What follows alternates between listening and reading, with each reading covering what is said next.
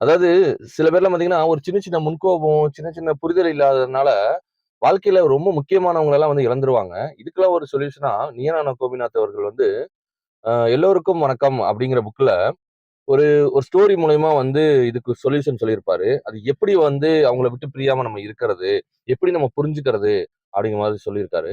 அது எப்படின்னு கேட்டீங்கன்னா, பிரியாக்கும், ரமேஷ்க்கும் கல்யாணம் ஆகுது. பிரியாவோட அம்மா வந்து கல்யாணத்தன்னைக்கு நைட்டு பிரியாட்ட வந்து ஒரு ஒரு புதுசா ஒரு சேவிங்ஸ் அக்கவுண்ட் ஓப்பன் பண்ணி, அதுல ரூ. 1000 அமௌண்ட் போட்டு, பிரியா கையில கொண்டாந்து குடுக்குறாங்க.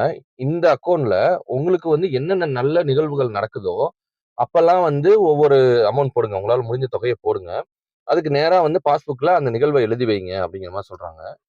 அதுக்கப்புறம் இதெல்லாம் பண்ணிக்கிட்டே இருக்காங்க. அவங்க அம்மா சொன்ன மாரி பண்ணிட்டு இருக்காங்க.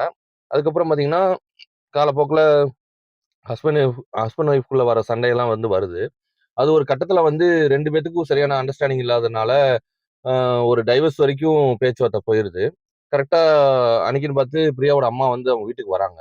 வரும்போது பிரியா வந்து ரொம்ப வெறுப்பா இருந்துட்டு, "இந்த மாரி எங்களுக்கு செட் ஆகாது. நாங்க டைவர்ஸ் பண்ண போறோம்" அப்படின்னு சொல்றாங்க.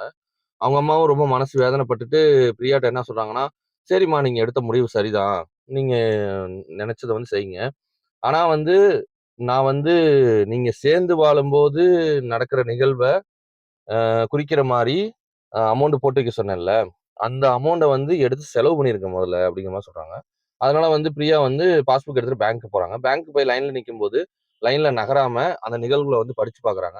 படிச்சு பார்த்து ஃபீல் பண்ணிட்டு, அந்த பாஸ்புக் கொண்டு வந்து காச எடுக்காம வந்து பாஸ்புக் கொண்டு வந்து அ ரமேஷ்ட்ட வந்து குடுக்குறாங்க. ரமேஷ் என்ன பண்றாருன்னா, அந்த புக்ல வந்து ஒரு ரூ. 10,000 டெபாசிட் பண்ணிட்டு, பிரியாட்ட வந்து குடுத்து, "இன்னைக்கு தான் வந்து நீ என் வாழ்க்கையில எவ்வளோ முக்கியமானவள் அப்படின்னு எனக்கு புரியுது. அதனால வந்து நம்ம இனிமேல் சேர்ந்து வாழலாம்னு" சொல்லி அவர் சொல்லிட்டு போயிறாரு. பிரியாவும் ஃபீல் பண்ணி அழுவுறாங்க. இந்த மாரி வந்து அவங்க திருப்பி திருந்தி சேர்ந்து வாழ்றாங்க. இதுல வந்து என்ன சொல்றாருன்னா, நீனா கோபிநாத் அவர்கள் என்ன சொல்றாங்கன்னா, நீங்க வந்து இந்த மாரி முன்கோபத்தினால பிரியற சூழ்நிலை வருதுன்னா, அவங்க வந்து உங்களுக்கு செஞ்ச நல்லதெல்லாம் வந்து நெனச்சு பாருங்க. அதாவது எப்படின்னா ஹஸ்பண்ட் ஒய்ஃப்ன்னா, நீங்க வந்து மகிழ்வா இருந்த தருணங்கள வந்து எண்ணி பாருங்க. ஃபோட்டோஸ் எடுத்து பாருங்க.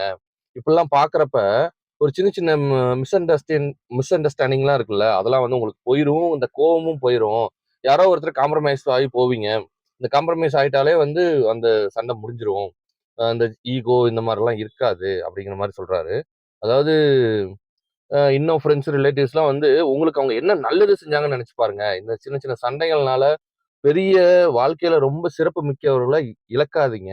உங்களுக்கு என்ன அவங்க நல்லது செஞ்சாங்களோ, அத நெனச்சு பாருங்க. உங்க கோவம் போயிரும். அப்படிங்கிற மாரி சொல்றாங்க.